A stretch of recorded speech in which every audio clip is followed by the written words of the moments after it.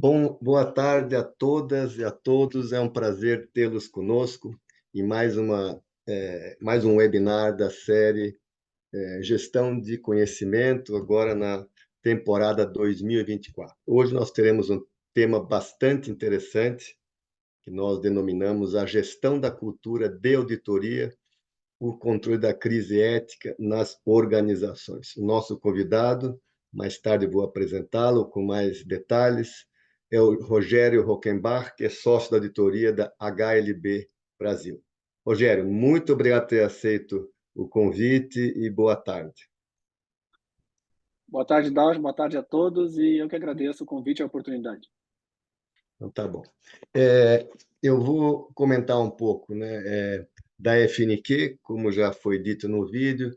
Nós fomos fundados em 1991 por 39 empresas que foram, vamos assim, coordenadas pela Câmara Americana de Comércio, com o intuito de se preparar para a abertura de mercado que na época já estava sendo anunciada pelo presidente Collor. A gente inicialmente evoluiu por uma disseminação e aplicação de práticas de gestão da qualidade, capacitação. Criamos principalmente um prêmio, né, para atrair as empresas a melhorarem, se aplicarem e poderem se comparar com esse reconhecimento. O nosso foco é melhorar a competitividade, eficácia, e hoje nós temos um modelo de excelência de gestão que já existe há várias décadas e lançado, estamos na 22ª edição. Esse modelo ele tem 8 fundamentos estratégicos, se eu for passar rapidinho quais são fundamentos importantes, né? Consequência, o resultado de uma pesquisa longa durante um ano, com modelos internacionais, com acadêmicos, com entrevistas com empresários e empresas que passaram por nossa metodologia. Os 8 princípios são o compromisso, a responsabilidade, que dentro está o ESG, tão importante hoje, liderança, pensamento sistêmico, processos, inovação, cultura e, obviamente, resultados. Os resultados perfazem, né, uma pontuação, que o modelo gera uma pontuação bastante significativa no todo. Obviamente, não adianta termos um conceito e processo se não houver resultados. Os resultados aqui não só financeiros, mas né, de sociais, ambientais, com os colaboradores e assim por diante. Fora o modelo, nós temos com o modelo, nós temos um diagnóstico assistido que nós fazemos nas empresas, a mentoria para depois implementar os pontos diagnosticados, capacitação, melhores práticas e eventos. Esse webinar faz parte, né, dessa atividade, publicações e outros megas específicos. Antes, então, de iniciarmos, eu queria agradecer o apoio, né, o patrocínio de algumas instituições, o apoio educacional da FEComércio, do Estado do Rio Grande do Sul, obviamente agora sofrendo bastante com as enchentes, do SESC e SENAC, e o apoio institucional do Movimento Mato Grosso do Sul Competitivo, que se chama MS Competitivo, da União Brasileira para a Qualidade, o UBQ, do Movimento Catarinense pela Excelência, o Excelência Santa Catarina, e nosso parceiro ABQ, Associação Brasileira da Qualidade. Para quem não me conhece, né, eu sou o Ronald Dauja, sou engenheiro elétrico formado pela Poli, na USP, tenho MBA em Finanças, Inovação, sou credenciado pelo IBGC e eu atuei em diversas empresas privadas, como a Siemens, onde eu fiquei mais de 30 anos, e muitas outras organizações, sempre respondendo por temas de inovação, gestão e processo. Estou na FNQ desde 2019. Bom, eu vou apresentar o Rogério para vocês, já pedindo desculpas a ele, viu, Rogério? Eu tive que resumir um pouco teu currículo, porque senão a gente ia ocupar o webinar inteiro. Peço desculpas se eu pular aí uma etapa importante da tua vida profissional, mas eu vou passar aqui, acho que os pontos mais importantes. Ele é sócio da auditoria independente da HLB Brasil, é perito contador e perito contador assistente em perícias judiciais e em procedimentos arbitrais em diversas câmaras. É coordenador do Comitê Administrador do Programa de Revisão Externa de Qualidade dos Auditores Independentes no Brasil, CRE. instituído pela Comissão de Valores Mobiliários, CVM.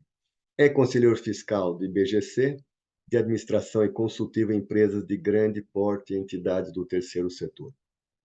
Ele foi presidente do Conselho Regional de Contabilidade, foi gerente de auditoria e de treinamento da Coopers & Lybrand, é instrutor de cursos e treinamentos nas áreas de contabilidade societária, fiscal, auditoria, demonstrações financeiras, normas brasileiras de contabilidade e de auditoria, pronunciamentos contábeis, CPC, riscos e fraudes, e atua como professor convidado em cursos de pós-graduação. Ele também é palestrante painelista em congressos, conferências, convenções, seminários, empresas, universidades, sindicatos, abordando sempre temas relacionados a negócios, a conselhos, mercado, a riscos, auditoria, a contabilidade societária e fiscal, fraude, que é o nosso tema hoje, cultura organizacional e ética, né, que tem tudo a ver. É detentor da distinção Mérito Contábil Ivan Carlos Gatti e foi um dos idealizadores do projeto social do Mês da Solidariedade Contábil e do Dia da Ação Contábil Rio Grande do Sul. Bom, Rogério, novamente, muito obrigado por ter aceito esse convite nosso e de participar desse webinar. Eu tenho certeza que os participantes aqui vão ter aí um bate-papo bem interessante e rico e aprendendo um pouco, trocando figurinhas num tema tão importante. Rogério, podemos começar? Pois não, estamos aí à Tá disposição. bom. Obrigado. Eu sempre começo com uma pergunta, até peço desculpas para muitas pessoas que já conhecem, mas eu sempre peço para o entrevistado fazer um resgate, né, de suas atividades, onde ele realmente atua, e nos falar um pouco quais são as atividades básicas de uma empresa de auditoria. Né, se pudesse explicar um pouquinho, né, a importância desse processo nas organizações e de que consiste, vamos dizer assim, a frase fazer uma auditoria. Bom, de uma forma muito resumida e tendo por princípio o serviço mais conhecido, que é a auditoria independente das demonstrações financeiras, né? A auditoria é um processo de asseguração daquelas demonstrações, né? Com a limitação que o trabalho em relação a isso, o auditor, durante o seu trabalho de auditoria das demonstrações contábeis, também conhecidas como demonstrações financeiras, né? Ele tem etapas de trabalho que envolvem normalmente planejamento, avaliação do ambiente, controles, definição de testes que vão ser feitos, lembrando sempre que isso é um trabalho de asseguração por amostragem, né? Que envolve várias etapas do ponto de vista da estrutura do funcionamento do sistema, da segurança do sistema, desembocando tudo isso dentro de um processo onde utiliza um sistema que vai dar sustentação para os registros na contabilidade e lá vai ser feitas as demonstrações. Então, é sobre esse processo que a auditoria independente das demonstrações trabalha. Não, legal. Vou fazer uma pergunta meio básica, talvez outros também tenham, só para entender. Asseguração é a mesma coisa que garantir, né, a segurança, seria isso? De forma razoável. O conceito já diz que a norma já traz que é um trabalho de asseguração razoável. Por quê? Porque a auditoria, é bom que sempre se diga, né? Ela não é um processo de revisão integral do que aconteceu dentro da empresa. Né? Então, ela traz uma asseguração razoável onde se faz trabalhos no nível suficiente onde o auditor conclui que ele está em condições de emitir uma opinião sobre aquelas demonstrações financeiras, independente de qual tipo de opinião que vai ser. Não, legal. Quando eu li aí teu currículo, se falou, né, de uma das tuas especialidades ou palestras, então, pelo que você falou de asseguração, a auditoria em si, ela impede a fraude? Então, Não. A gente dá para primeiro dizer precisa isso? contextualizar que a auditoria ela está dentro de um ecossistema de governança, né? E de gestão e de controle. Tá. Certo? A auditoria impede fraude? Não, a auditoria não impede fraude. Mas a auditoria, ao ser planejada, ela tem que levar em conta aspectos relacionados a risco de fraude.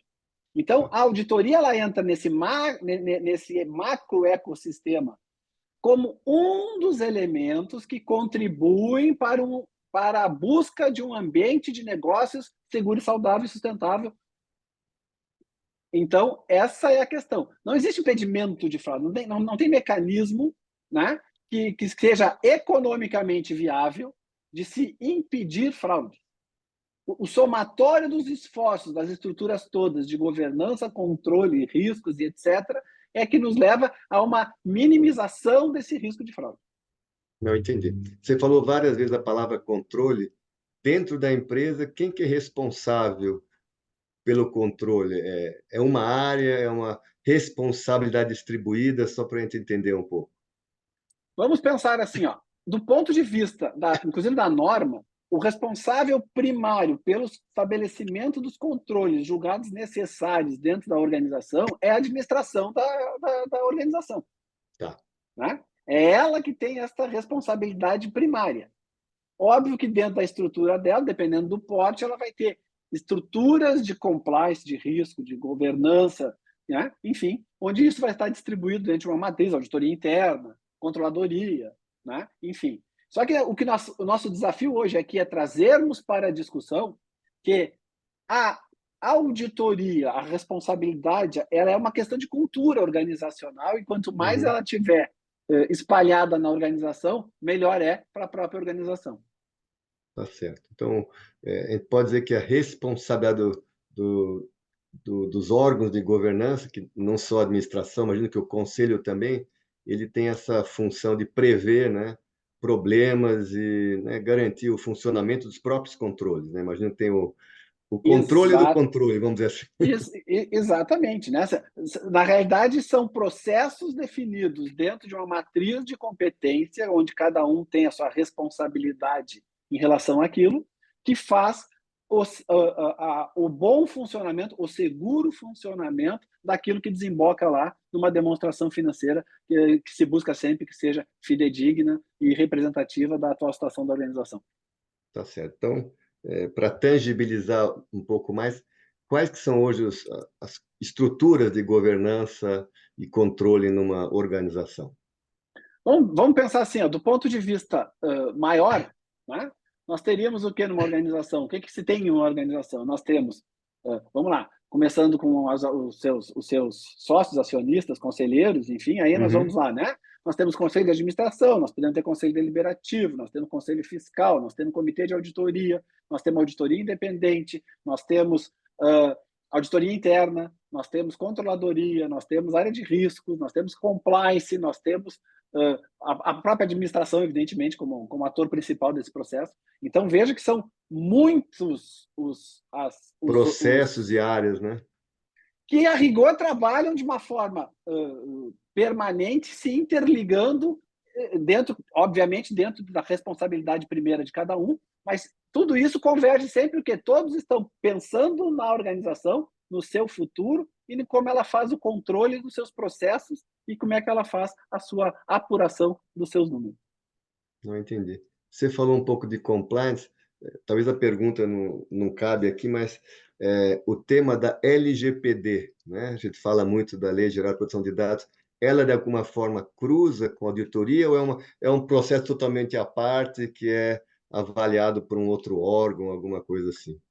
Não, na realidade, a LGBT também, e aí ela ainda tem outras questões, porque tem órgãos reguladores que tratam sobre ela, né? Tem lei que determina como é que ela funciona, etc., e os requisitos que devem ser observados, mas ela conversa assim porque, a partir do que ela estabelece, as estruturas operacionais se adequam, e isso permeia, inclusive, com as próprias informações que a auditoria recebe, como é que trata.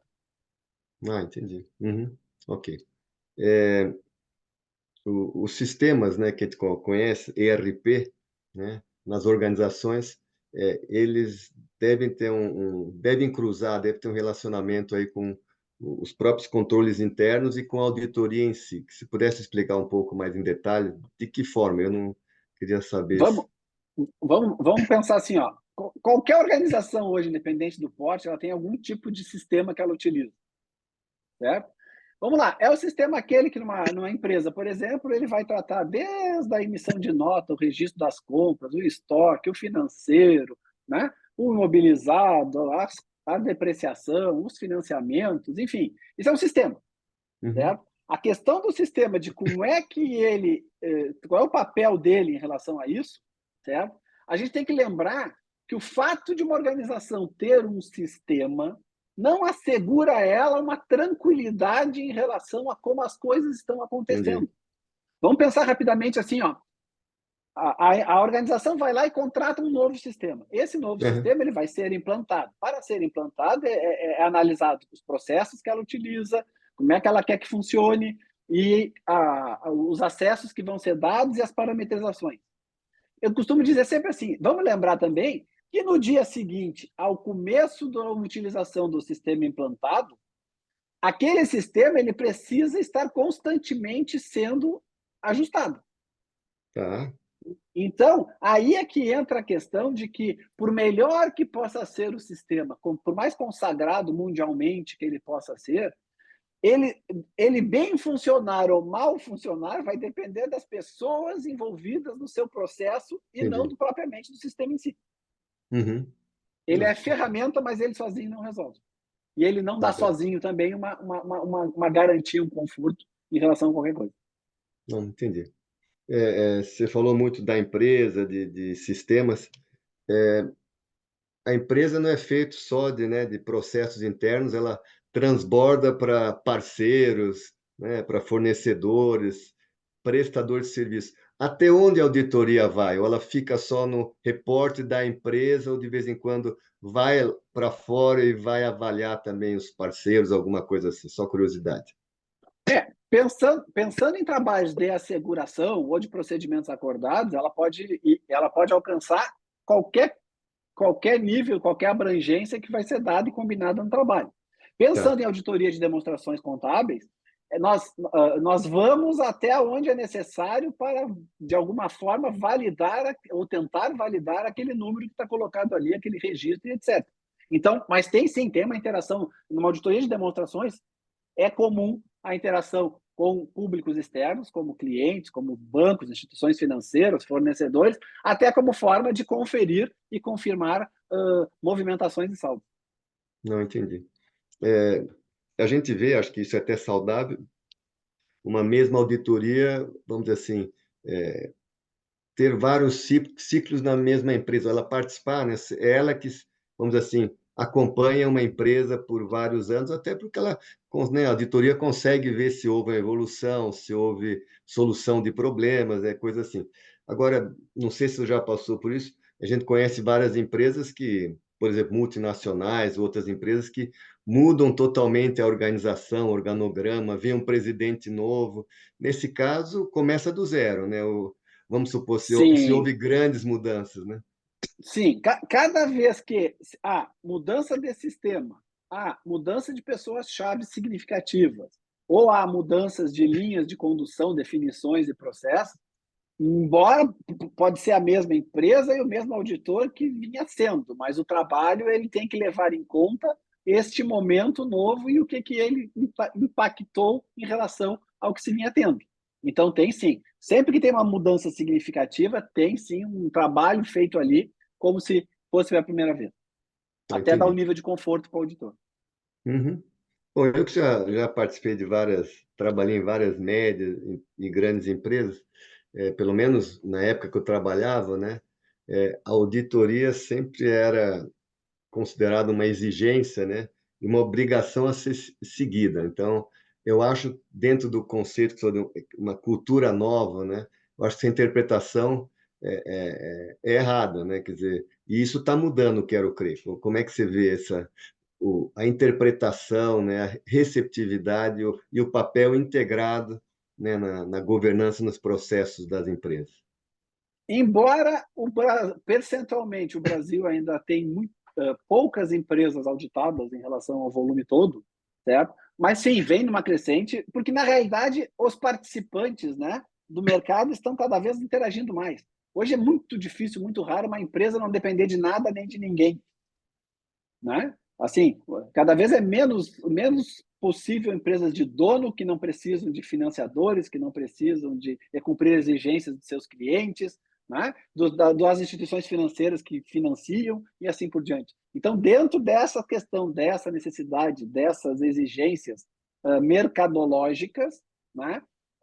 A auditoria, sim, ela vem aumentando seu espaço de representação, de importância, como um dos participantes fundamentais dentro de um processo de uma construção social, inclusive, do ponto de vista da representatividade daquilo. A gente tem que entender que, quando nós olhamos uma demonstração financeira de uma empresa, aquilo ali é que financia o social, né? Aquilo ali é que interage com o Estado, né? Com o governo, do ponto de vista da apuração da riqueza, do recolhimento dos tributos sobre os ganhos, riquezas e lucros, e aquilo ali é que gera toda a base daquilo que a gente entende como governo e sustentação do povo e da sociedade e do país como um todo.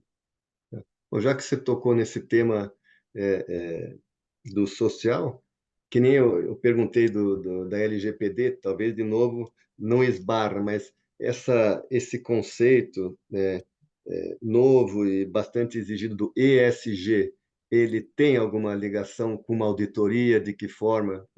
Fiquei pensando agora.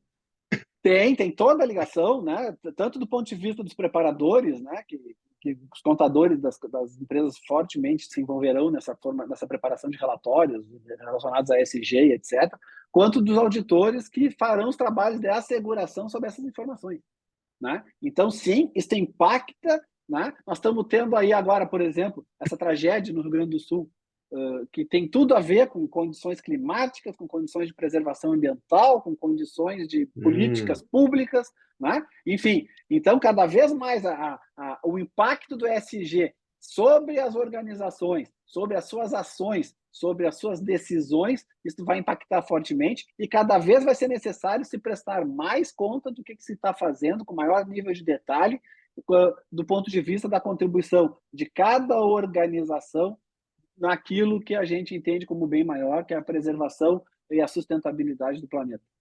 Não, legal. Quando você começou a responder essa pergunta, eu ouvi uma frase tua, fiquei, talvez uma pergunta óbvia, né, para muitos, mas você falou que 80% das empresas brasileiras não são auditadas ou vice-versa? Não, eu não dei percentual, mas eu disse que o Brasil é um país com pouca auditoria ainda percentualmente em relação ao total das empresas que existem, das organizações que existem. Então, essa é a minha pergunta. Ter uma auditoria, ter um laudo, etc., não é uma obrigação legal ou estou errado? Não, ela é uma obrigação para vários, né? Por exemplo, companhias de capital aberto são obrigadas a serem auditadas. Empresas de grande porte são aquelas com faturamento superior a 300 milhões ou 240 milhões de ativos, são obrigadas.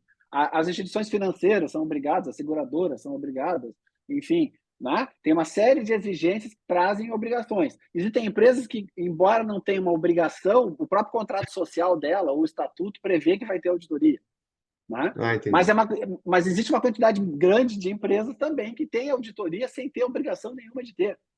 Né? E eu costumo sempre fazer um desafio que é o seguinte, mesmo quem não tem muita familiaridade com a matéria e com a área, pegue uma publicação de uma demonstração contábil não auditada publicada e pegue uma auditada. Compare a qualidade e a quantidade de informações e veja quanto faz uma diferença a cultura da auditoria, da demonstração e não ter. Entendi.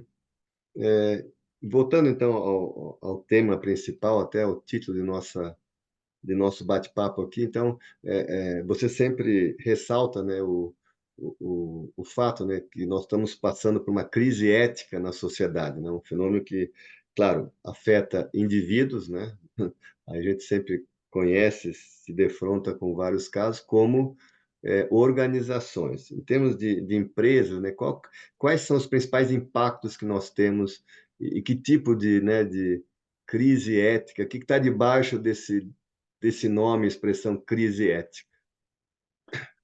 Vamos pensar assim, ó.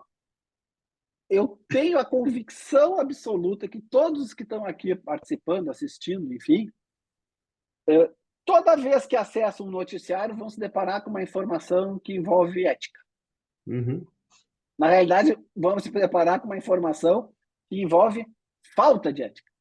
Né? Diariamente, nós somos bombardeados por todos os lados, por todos os noticiários, por todos os portais de notícias, enfim, pelas redes sociais, de denúncias e mais denúncias e mais denúncias de casos, né? Em toda, né? Desde o público ao privado, desde envolvendo pessoas, afetando pessoas ou organizações, né? De que Tem roubo, tem desvio, tem uma série de questões aí que estão na nossa dinâmica, fraudes, né? E assim por diante. Isto vai fazendo com que o ambiente vai sendo impactado com isso.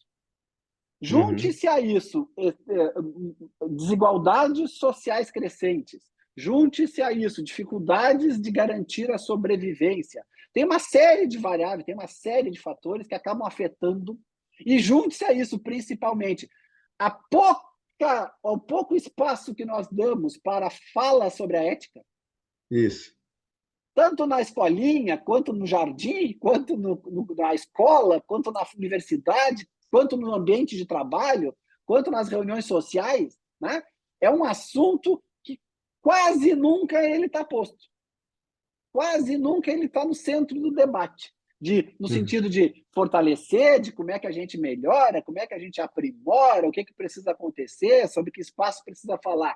Pode ver que, assim, ó, talvez aqui, se eu lançar um desafio, ninguém vai conseguir lembrar de, por exemplo, um programa de televisão que tenha abordado a questão da ética. Não, verdade. Né? Certo? Então, assim, isso tudo vai impactando. Isso tudo vai Uhum. criando uma cultura que as pessoas vão se, por N motivos, elas vão, daqui a pouco, elas correm um risco e elas ficam cada vez mais expostas a serem tentadas. Uhum. Certo? Com Então, certeza. aí é que nós entramos nessa questão assim do impacto disso. O impacto disso é na nossa vida, Uhum. tá? É no dia a dia, tá? Né? Desde o caixa lá do mercadinho ou do não sei o quê, que não dá o troco aquele que parece pouco, porque ele diz que não tem, certo? E de repente tem, né? É. A qualquer coisa, né? Ao filho que omite do pai que aconteceu no colégio que não lhe foi favorável, né? Enfim, nós vamos permeando uma série de discussões. Isso nos acompanha assim, ó. Só não acompanha o ser humano quando ele está dormindo. Está dormindo? Pode Quando ser ele no está dormindo, não sonho, né? acompanha. E no sonho pode ser que ainda tenha, certo? Então, Uhum. quando a gente para pensar, não tem como isso não estar afetando. Tá? Isso afeta de uma forma ampla. Uhum. Isso é um dos principais motivos pelos quais as empresas estabelecem controles e cada vez trabalham mais com controles e implantam mais e melhores e maiores controles. Né? Uhum. Se nós não vivêssemos num ambiente que não tivesse sujeito a tudo isso, nossos processos de controle seriam muito mais simples. Não, com certeza. Eu sei que o entrevistado é você, mas deixa eu contar uma historinha. É bem curto, né, na linha que você falou, a importância, né, da disseminação. Eu tenho um colega que tem uma empresa de compliance, da suporte em compliance, e ele, né, tem os processos, tudo, mas ele coloca a importância, né, da capacitação, né, de dar exemplos. E aí ele fala assim, se você pegar os 100% dos colaboradores, ele sempre fala assim, tem 10% que não adianta. Isso vale para pessoas que eles vão aprontar, tem má intenção, e esse tem que detectar e se livrar dele. Não tem jeito, não tem salvação. 10% são aqueles que, né, veem uma nota de R$ 10 no meio da calçada e tenta achar o cara que passou faz 100 metros. E os 80%, como você falou, eles estão lá, né, não vou dizer na dúvida, mas eles não conhecem, então tem que ser, vamos assim, elucidados, né, convencidos ou esclarecidos que quão importante é o, né, o compliance. Então, é mais na linha que você falou do cara no mercadinho. Perfeito, né? Então, veja, agora, quanto menos nós falarmos sobre isso, quanto menos nós É, abordarmos isso, quanto menos treinarmos sobre isso, certo? Mais sujeitos faremos. não, Né? lógico.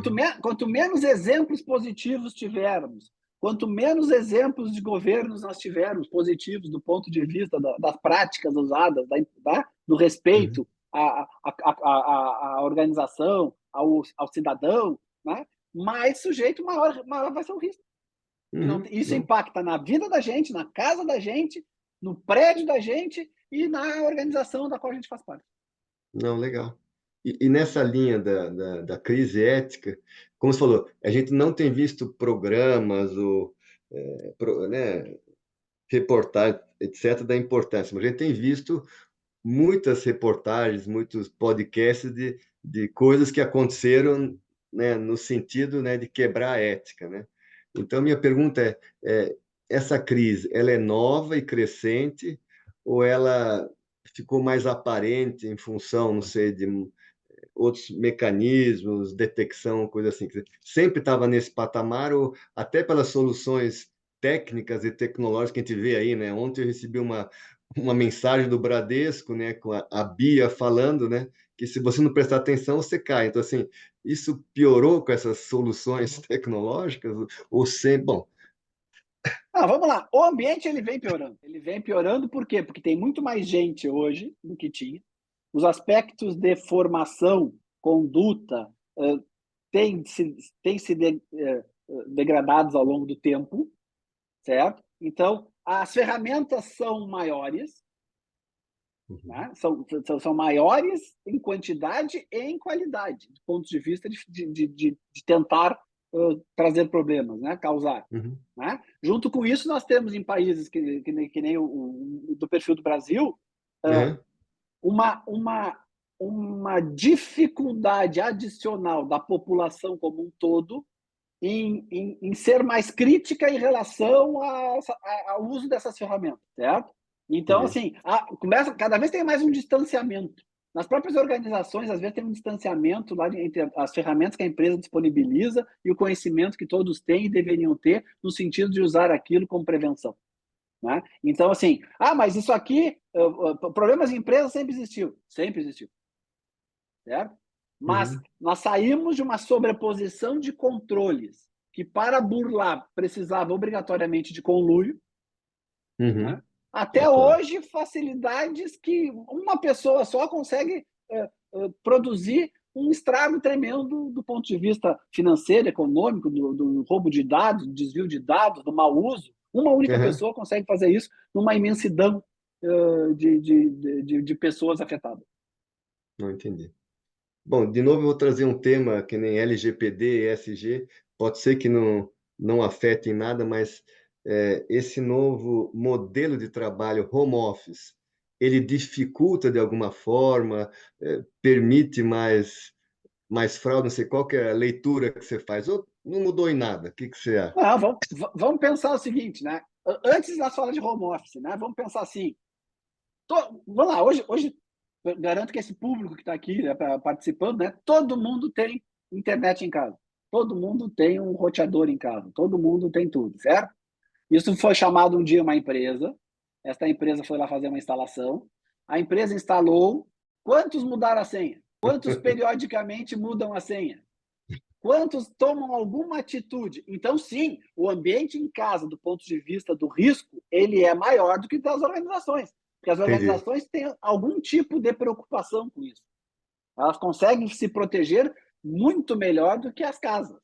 Então, aí sim, vindo para o home office, quando as pessoas foram obrigadas pelas circunstâncias a rapidamente fazer a transição do modelo presencial para, né, Uhum, tem, elas se colocaram numa posição de maior risco, certo? entendi. E a gente tem que pensar e vamos falar do bem mais precioso, né? Nós estamos com essa fragilidade lá nas casas, né? E os nossos filhos estão sujeitos, estão expostos, Uhum, certo?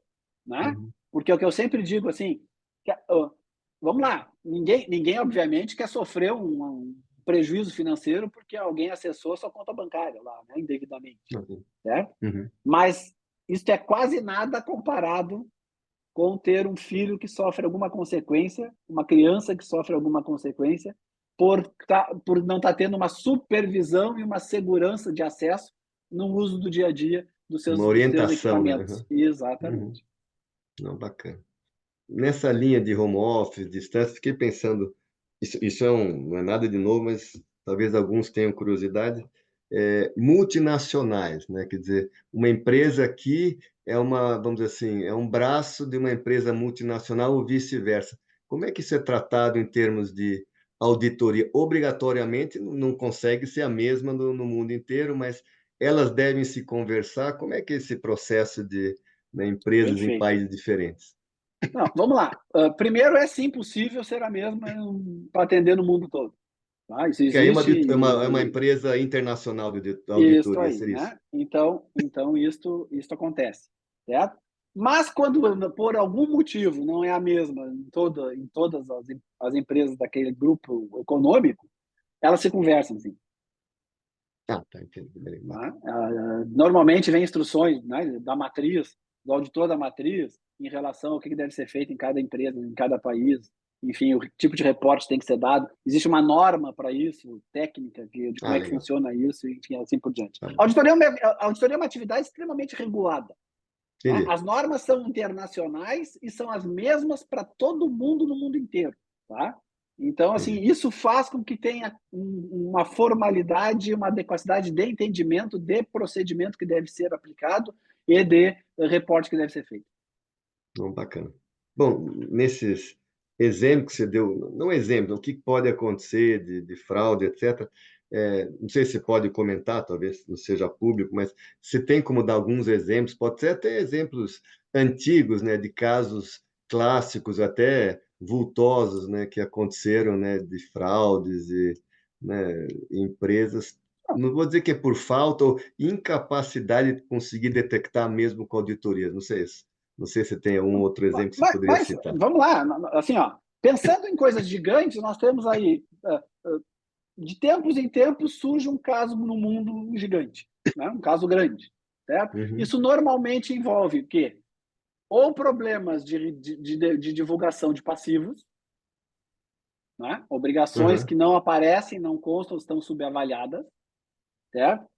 Ou problemas no ativo das organizações, onde eles estão talvez superavaliados ou com necessidade de ajustes por provisões variadas, tá. certo? Então, assim, isso é uma coisa que acontece, mas aqui eu quero aproveitar a audiência qualificada e fazer sempre um esclarecimento que eu julgo muito importante, tá? Hum, Se nós que acompanharmos, assim, ó, todos os ó, 100 países, por exemplo, 100 maiores uhum, países, ou seja por economia, seja por população, o que quiser. Se nós acompanharmos, fizermos uma lista de todos os escândalos que surgem corporativos, empresariais, nós vamos ver que percentualmente isso é quase nada em relação ao todo. que de fato acontece.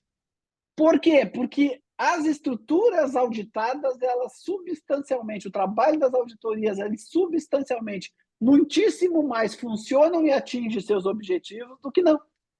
Entendi. Então, existe casos, sim, acontece problemas, acontece, que podem ou não ser por culpa ou falha da auditoria, mas acontece. Mas, assim, ó, percentualmente, em relação ao mercado de capitais, quantas Uhum, empresas tiveram e quantas existem, enfim, esse percentual é mínimo. Isso uhum, significa que, sim, a auditoria é um processo de asseguração confiável, uhum. certo? E problema dá porque ele não é perfeito e ele não revisa 100%. Como qualquer Tá? processo. Então, assim, Uhum, mas vamos lá, vamos pensar assim, ó, então nós temos questões assim, quais são normalmente problemas que aparecem nas discussões, né? uhum, Processos judiciais que não estão bem representados no passivo da empresa, tá. né? Por conta de Uhum, classificações que deveriam ser como perdas prováveis e estão lá como remotas, certo? Mas vamos trazer uhum, no dia a dia. Vamos lá, gente. Todo mundo paga a conta aqui, né? Todo mundo recebe lá um códigozinho hoje, ou é do Pix, né? Um copia e cola, ou é um QR uhum. Code, ou é um boleto, né? Já parou para pensar que aquilo ali, tudo aquilo ali, seja o QR Code, seja, né? Ele, a chave Pix, seja de que jeito for, ou boleto, a gente paga aquilo ali, mas a gente não consegue saber até pagar para onde é que foi. É verdade. Então, como é uma formação numérica hoje uma codificação variada, né? Vamos lá, basta que alguém que trabalhe numa empresa e tenha acesso aos dados do contas a receber e da cobrança. Se ele mudar isso e não tiver um processo preventivo de detecção, certo? Eu vou fazer a cobrança da empresa e vou ser o beneficiário do dinheiro. Entendi. Né? Enfim, então, assim, ó, isso acontece, certo? Isso acontece. Dentro daquela política, normalmente toda organização ela tem uma política de despesas variáveis.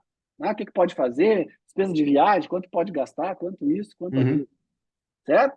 Vamos lá. Se alguém não jantar e conseguir uma nota, ele está fraudando o processo. claro.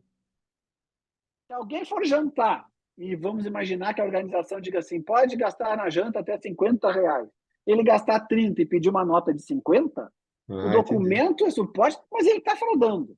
Então, Com assim, ó, certeza. quando a gente começa a particularizar dinâmicas, certo? As empresas, as organizações variadas, por exemplo, normalmente indústrias, né? Vamos falar de indústria, elas têm lá ativos imobilizados gigantes, né? Onde, Uhum. máquinas, equipamentos, computadores, e assim por diante. Se nós não temos nenhum teste para ser feito lá se aquilo existe ou não, alguém pode ter levado alguma coisa. Uhum. Né? Com Se o certeza. cara se o cara da balança fazer alguma coisa, ele diz que entra mais ou a menos e encaminha a diferença. Tá? Uhum. Que tratamento a empresa dá para sua sucata, a indústria? Né? Tem ou não tem, Sim. apura ou não apura, pesa ou não pesa, vende ou não vende, o que faz com aquilo? Uhum. Então, assim, ó, então todas as interações. Certo? Alguém dentro de uma organização tem o poder, por exemplo, de cadastrar um funcionário e dizer que ele está trabalhando e pagar um salário. Ele Uhum. existe, ele está trabalhando, entendeu? Alguém pode ir lá deliberadamente e se aumentar o seu próprio salário ou aumentar o salário de algum amigo ou conhecido. Então, Ah, veja, é por isso que a gente precisa de uma necessidade de processo. Né? entendi. Mas como é que a gente diminui isso? A gente diminui isso com cultura de auditoria. Um pouquinho, daqui a pouco, acho que a gente vai abordar mais fortemente. Essa é a pergunta. A gente, comentou assim o quanto acontece a crise ética, as implicações. Aí a minha pergunta é, por exemplo, eu sou um novo CEO, né? E tenho acesso a auditorias e vejo, nossa, quantas fragilidades. Então, quais são os pontos chaves, né, que quem tem que implantar para não é nem manter, mas talvez implantar uma cultura mais resistente, né, para evitar Vamos lá. crises éticas. Primeiro, treinamento e capacitação amplo. Processos definidos e qualitativos. Entendi. Certo? Gente, vamos pensar o seguinte: não adianta. Quer ver? Vou dar um exemplo. Tá? Hoje, por exemplo, se pegar um prédio, uma portaria, seja de um prédio, seja de uma empresa, concordamos que ela tem lá um alto nível de equipamentos tecnológicos em uso. De que vai servir tudo aquilo se aquele porteiro não tiver escolaridade, treinamento e capacitação suficiente para operar aquilo? Para interpretar e operar, né? Uhum. Certo? Né? Uhum. Então, assim, educação, treinamento, formação, capacitação é essencial. Processos claramente definidos. Certo? Agora, de nada adianta eu ter o melhor processo desenhado se ninguém cobra por aquilo. Uhum. Nós temos que entender que em qualquer desenho de processo, a exceção ela tem que ser dada tratamento de importância e de destaque e ser efetivamente uma exceção. Uhum. Uhum. É muito comum que na cultura das empresas as pessoas olhem o processo e fiquem já pensando como é que ela burla aquele processo. Já Tá? planeja de antemão. É isso aí. Gente, toda ordem de compra precisa ser previamente autorizada. Mas como é que eu autorizo uma depois que eu comprei? Uhum. Tá? Enfim, então dentro dessa dinâmica nós temos que ter assim, processos robustos de controle, desenhados. Uhum. Certo? Monitoramento sobre os processos de controle existentes estão sendo aplicados ou não. Uhum. Certo? Nós temos que ter o que mais? Nós temos que ter revisões periódicas de perfis de acesso ao sistema, trocas periódicas de senha, certo? Evitar o uso de e-mails genéricos, né, ou compartilhados. Evitar o uso de logins a sistemas internos, operacionais, de bancos que tenham também, sejam compartilhados por mais de uma pessoa que não se consiga rastrear. Né? Enfim, tem Tá. uma série de questões que a gente passa, que na realidade, o que nós defendemos fortemente é o seguinte: quanto mais a gente conseguir disseminar na organização a cultura de auditoria, certo? Desde o porteiro lá da empresa, passando pelo contas a receber, pelo contas a pagar, pelo compra, pelo vendas, pelo financeiro, pelo estoque, enfim, por todas as áreas, pela contabilidade, disseminar cultura de auditoria, que todo mundo tenha a cultura de que existe um processo, esse processo deve ser observado, foi ou não cumpriu, e se não cumpriu, os colaboradores, os participantes do processo, os fornecedores, clientes, tenham canais bem claros de como é que denuncia, como é que como é que faz aquilo chegar ao conhecimento da empresa e que tratamento a empresa vai dar. Se nós conseguirmos disseminar em níveis diferentes, mas se nós conseguirmos disseminar em todos os colaboradores de todas as áreas uma cultura de auditoria, nós estaremos sim qualificando, nós estaremos sim protegendo, nós estaremos sim preservando, inclusive o profissional. Certo? Agora, o que muitas vezes acontece é que muitas vezes colaboradores, especialmente de níveis hierárquicos mais baixos, ou mais básicos, eles têm medo de se meter, porque nós ainda temos muito de cultura baseado na confiança da alta administração, na alta gerência, na média gerência e assim por diante. Uma estrutura meio militarizada. Então, mais ou menos é o seguinte, cara, se o gerente disse que não, o auxiliar lá ele vai ficar constrangido para dizer que aquilo estava errado, que aquilo teve um problema e assim por diante. Então, a gente precisa, assim, desenhar, do ponto de vista canais de comunicação, canais de denúncia, canais, né, de ética, integridade, código de ética e conduta, tá? Mas, assim, ó, não é coisinha para botar na rede, não é coisinha para botar na parede virtual, não é, sabe? Tem que ser vivido aqui. De fato. E como é que se vive bem isso? Os estudos todos apontam o seguinte: quanto maior e melhor são os exemplos da alta administração, isso irradia. Quanto mais permissivas elas forem, ou quanto mais pouco afeitas ao cumprimento daquilo que elas mesmas determinaram, mais eu tenho risco dentro do ambiente. Você falou, né, em ações aqui como educação, treinamento, capacitação e depois em processos, né? De novo, eu sou um CEO novo, eu detecto, né, que temos que fazer isso. Obviamente, não é essa auditoria que vai implantar isso, concorda? Nem deveria, né? Não é essa auditoria que vai implantar isso. Pelo contrário, ela nem pode. Nem pode, nem deveria. Porque senão ela perde a independência para poder fazer a auditoria do processo que ela definiu como tinha que ser. Isso basicamente é feito pela própria empresa, ou tem empresas, vamos dizer assim, que estão conscientes, sabem as consequências, como é que funciona, quais são esses processos de capacitação que tem que ser feito, que as empresas podem contratar? Como é que é o passo seguinte se houver essa conscientização que temos que mudar a cultura? Eu acredito muito assim, ó, todo o trabalho, pensando nisso, ele deveria ser feito a quatro mãos. Precisa sim contratar alguém, é a minha opinião, certo? Porque se alguém ele traz know-how do mercado, ele traz as melhores práticas, ele conhece os problemas que aconteceram, então ele tem uma capacidade de contribuição. Agora, quem conhece a empresa e o funcionamento é quem trabalha nela.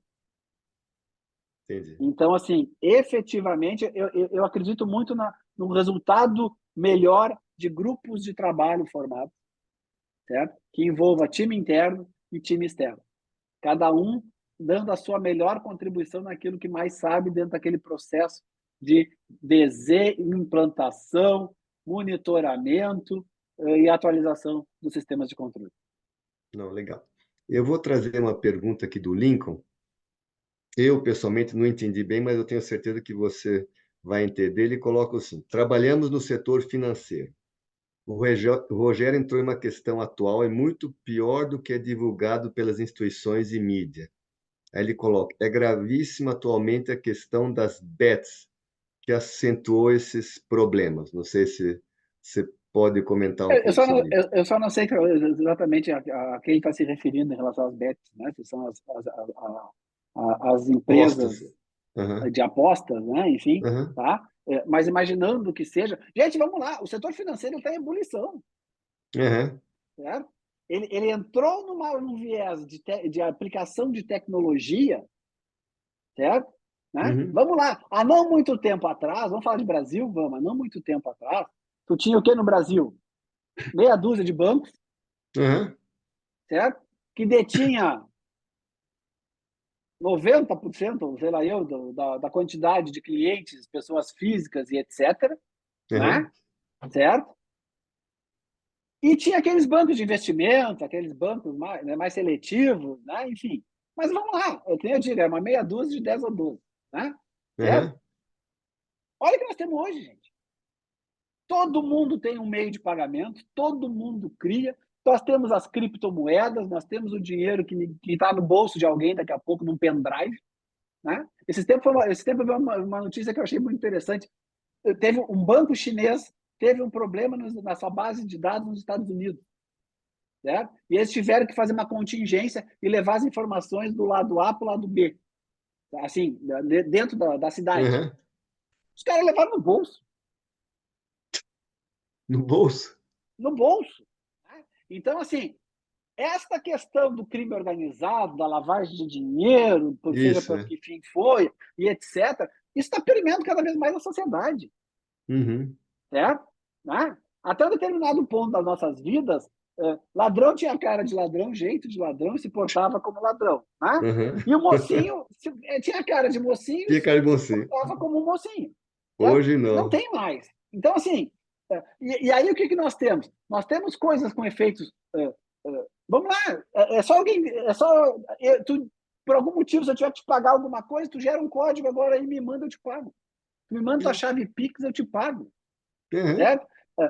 Hoje tu está no Brasil sentado aqui, bem que nós estamos aqui conversando, e tem vários aqui, tenho certeza, que tem uma conta global, né?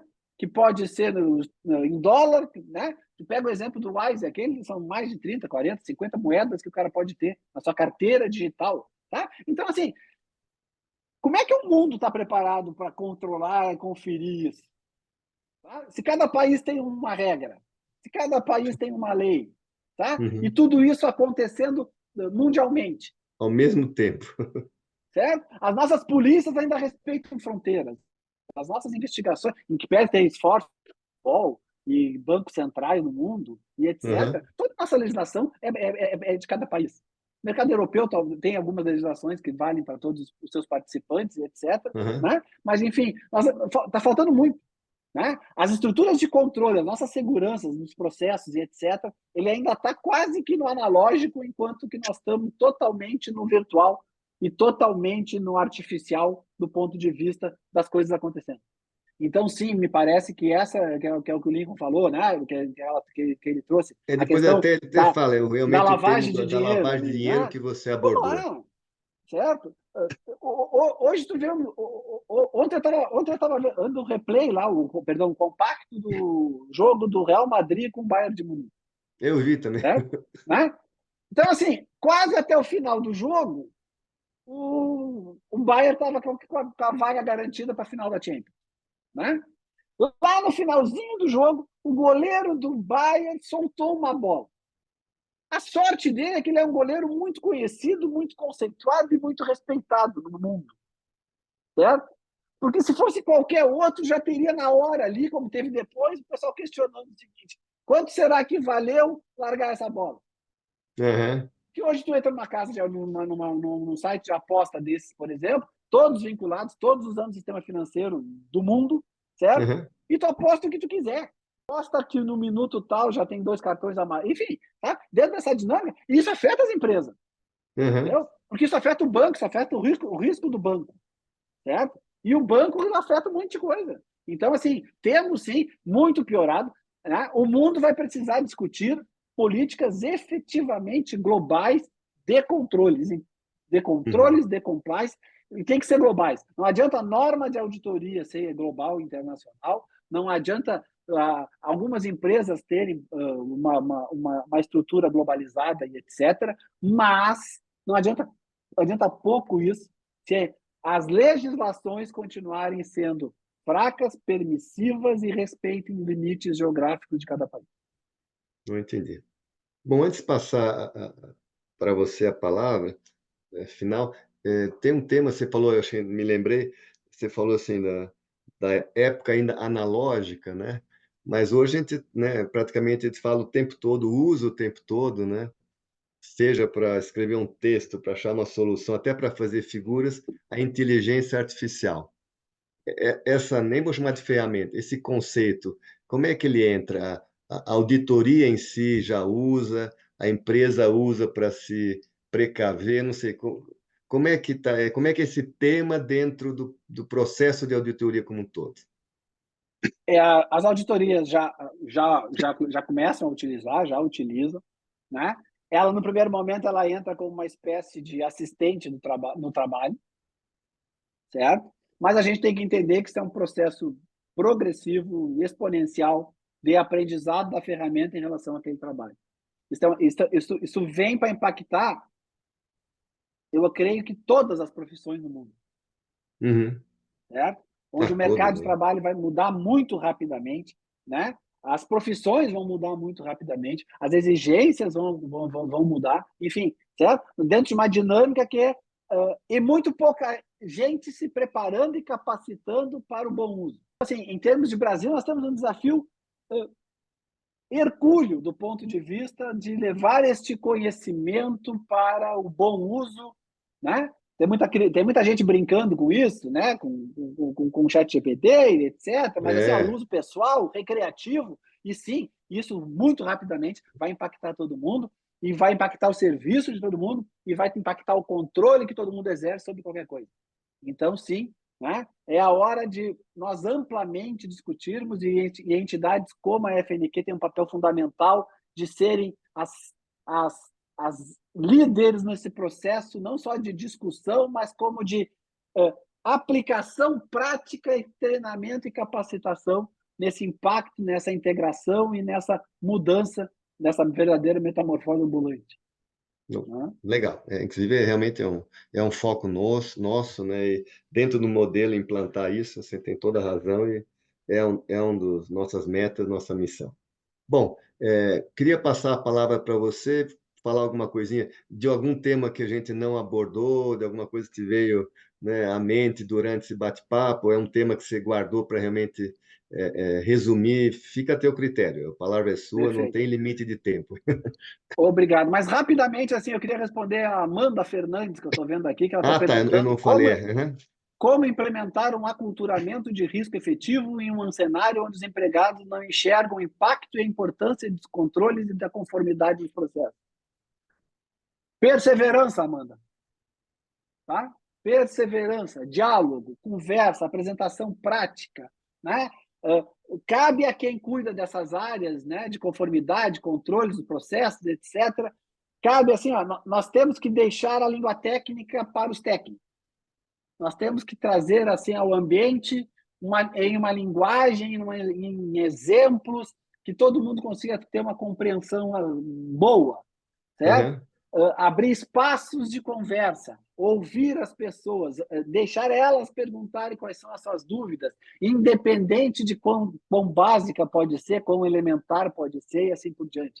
É uma curva de aprendizado que cabe a nós, os profissionais dessas áreas, acelerarmos essa curva de aprendizado na sua implantação ao máximo, certo? Mas assim, ó, é perseverar, é abrir espaço nas agendas, é todo o evento da organização, abrir uns minutinhos para alguém falar alguma coisa, que não adianta ficar fazendo cursos muito extensos, treinamentos muito longos, que isso entra por um ouvido e sai pelo outro, Certo, né? não fica registrado. A gente tem que ir incluindo isso no dia a dia. A começar lá por aquela. Lembra? Toda empresa, quando contrata alguém, toda organização, quando contrata alguém, aquela adaptação, né? aquele receptivo inicial. Já inclui lá isso. Entendi. Né? Para a Uhum. pessoa, quando entrar no primeiro dia, a primeira coisa que ela ouve é isso. Isso Uhum. fica, isso marca. Né? Termos claros de declarações, exposições, usar paredes. Né? As paredes das empresas estão brancas. Né? Vamos encher de cartaz, de coisa, de Lógico. mensagens, né? Enfim, vamos Uhum. aproveitar isso. O refeitório. Né? Tem tanta coisa que a gente pode, botando no dia a dia, o que a gente não pode querer, me parece que assim, ó, é achar que trazendo eles para uma sala formal de treinamento, certo? Eles Para vão. sempre vai estar Não vão. incutida. Uhum. Aquilo tem que estar no dia a dia, tem que estar na conversa deles, porque assim, os exemplos mostram que quando se fomenta fortemente isso vira assunto do dia a dia. E é justamente virando assunto do dia a dia que nós teremos processos de controle e da conformidade melhores, mais estruturados, funcionando melhor, trazendo menos risco para a organização e para os seus colaboradores. Muito bom. Rogério, queria te agradecer imensamente, né, por ter aberto a tua agenda. Eu sei que ela é bastante complicada, por ter respondido as minhas perguntas, dos colegas aqui que fizeram também. Acho que foi extremamente enriquecedor, né, elucidativo. Eu queria informar aqui para quem entrou atrasado ou quiser indicar, né, para alguém assistir, O vídeo vai estar disponível muito em breve no YouTube, então qualquer um pode então ter acesso ao que foi falado aqui. Eu só queria de novo agradecer, né, o apoio educacional, né, do SESC, SENAC do Rio Grande do Sul, ao MS Competitivo, a Excelência Santa Catarina, o UBQ e a ABQ. Então, queria agradecer toda a nossa equipe que nos ajudou a concretizar esse evento e já antecipando aqui que nosso próximo palestrante, né, nós somos bastante ecléticos, temos desde do Rogério, no dia 23 de maio nós vamos trazer um médico, Dr. Gerard, que é um neurologista, falando um pouco a correta gestão do sono, a garantia da qualidade para decisões corretas, que também, obviamente, afetam, né, auditorias, mas a importância de ter realmente um sono com efeito muito forte, né, no dia a dia, na qualidade, na precisão das decisões. Eu queria de novo agradecer ao Rogério, obrigado novamente, né, espero poder você também ter interagido aqui conosco, foi importante, e como eu sempre falo aqui, gostaria de feedbacks de vocês, né, onde a gente pode melhorar, ideias que nós vamos estar incorporando aí nos próximos webinars. Então, novamente, obrigado a todos, Rogério, novamente, a Patrícia, a Aline, que nos deu suporte aí, e nos encontramos aí no próximo webinar. Abraço a todos.